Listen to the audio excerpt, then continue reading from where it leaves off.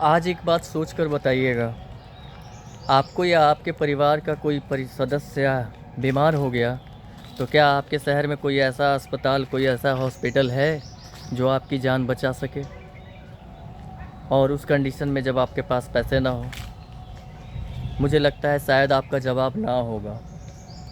मैं इसलिए ऐसा कह रहा हूँ कि बहुत सारे ऐसे अस्पताल, बहुत सारे ऐसे हॉस्पिटल हैं जिनकी जो फ़ीस है, जो व्यवस्था है, वो हमारे जैसे आम आदमी नहीं उठा सकते।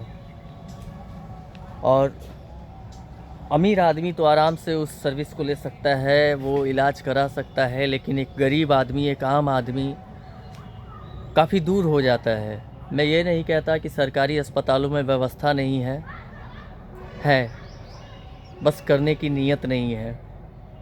सरकारी अस्पतालों में आप जाइएगा तो अगर सर फट जाता है, अगर आपको टाँके लगवाने हैं, तो वहाँ पे एक नॉर्मल सी जो स्टिच करने वाली जो धागा आती है वो भी बाहर से लिख दी जाती है, और दवाइयाँ भी आपको महंगी महंगी बाहर से लिख दी जाएंगी। डॉक्टर भी लायक हैं, इलाज कर सकते हैं, लेकिन भीड़ इतनी होती है कि वो डॉक्टर ठीक से उन मरीज़ों का जो प्रॉब्लम है वो जांच नहीं कर पाते, और बस ऐसे ही अपनी ड्यूटी सिर्फ बजा कर निकल जाते हैं। कहते हैं कि हमें क्या, हमें तो पैसे बनाने हैं, अपनी नौकरी करनी है, निकल जाते हैं। और प्राइवेट अस्पतालों का जो गरीब बीमार आदमी है वो इलाज नहीं करा पाएगा, क्योंकि इलाज जब कराने जाएगा तो जमा किया हुआ जो जमा पूंजी है, पूरे जीवन का एक एक रुपया जो आपने जमा किया है, वो कुछ ही घंटों में आपसे निकल जाएगा, वो ख़त्म हो जाएगा। तो ये सोचकर वो आदमी एक तो बीमारी से मरता है और दूसरा जीते जी मर जाता है। तो मैं ये नहीं कहता कि हमारे यहाँ का सिस्टम ख़राब है, नेता ख़राब है, मंत्री ख़राब है, सरकार ख़राब है, डॉक्टर ख़राब है, नहीं। हमारे अंदर इंसानियत मर चुकी है। आप जहाँ भी जाइएगा तो सबसे प्रथम प्राथमिकता है इंसानियत। चाहे वो कोई भी डिवीज़न हो, कोई भी जगह हो, वो इंसानियत पे चलती है। लेकिन आज इंसानियत बिल्कुल मर चुकी है। आप जाएं कहीं भी हॉस्पिटल में, आपको सरकारी में या प्राइवेट में पैसों की तंगी की वजह से लोग मरते हुए, रोते हुए दिखेंगे, और सरकारी में आप जाएंगे तो इलाज के अभाव में रोते हुए, मरते हुए दिखेंगे। तो ये एक बहुत गंभीर मुद्दा है। इसको कैसे बदला जाए, इस सिस्टम को कैसे सुधारा जाए, हमारे और आपके अंदर कैसे इंसानियत जगाई जाए, सोचने वाली बात है। और एक गरीब आदमी जो इतना परेशान होता है, सिस्टम से उलझा हुआ होता है, यानी सिस्टम उसे पता ही नहीं होता है, और सिस्टम कहता है कि ये करो, वो करो, मतलब इतने तरह के हथकंडे होते हैं कि वो समझ के बाहर की चीज़ें होती हैं। एक पैसे वाले के लिए तो सारी सुविधाएं होती हैं, वो महंगे हॉस्पिटल जा सकता है, बहुत सारी चीज़ें होती हैं, वो हर अपना जांच वांच जो भी होता है वो सब कुछ करा सकता है।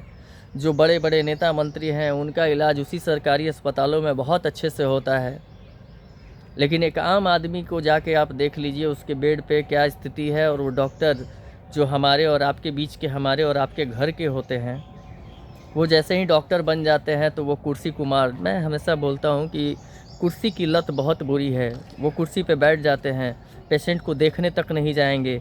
जो वहाँ पे एक नॉर्मल, जो मतलब जिसको नॉलेज नहीं है, वो लड़का डायग्नोस्ट करता है पेशेंट को। सरकारी अस्पतालों की ये हालात है। वो लड़का डायग्नोस्ट करेगा और वो बिना डॉक्टर से पूछे आपके पर्चे पे 4 दवाइयाँ लिख देगा जो बाहर की होंगी। मेरे साथ ऐसा हुआ है। जिस इलाज के लिए, जिस दवा के लिए ज़रूरत नहीं है, वो नॉर्मल सा एक लड़का जो काउंटर पे सिर्फ खड़ा होके सुई देने का काम कर रहा है, इंजेक्शन लगाने का काम कर रहा है, डॉक्टर का प्रिस्क्रिप्शन पढ़ के लोगों को बताने का काम कर रहा है, वो दवा लिखता है। ये मेरे साथ हो चुका है। वो दवा लिखता है और वो भी बाहर के। जब मैंने सवाल उठाया तो उसने कहा कि डॉक्टर साहब ने बोला है। जब मैं डॉक्टर के पास गया तो डॉक्टर ने बोला कि नहीं, मैंने कोई नहीं दवा नहीं लिखी। ऐसा खेल होता है। तो ये आम बात है। एक गरीब आदमी जाए तो जाए कहाँ, करे तो करे क्या? इस सिस्टम को सुधारना किसकी जिम्मेवारी है, नहीं समझ में आता।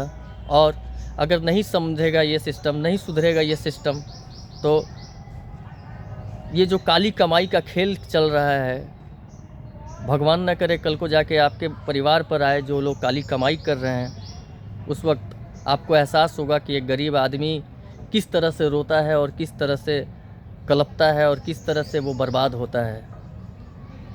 खैर, आगे आपके विचार जो होंगे मुझे कमेंट बॉक्स में ज़रूर बताइएगा। जय हिंद।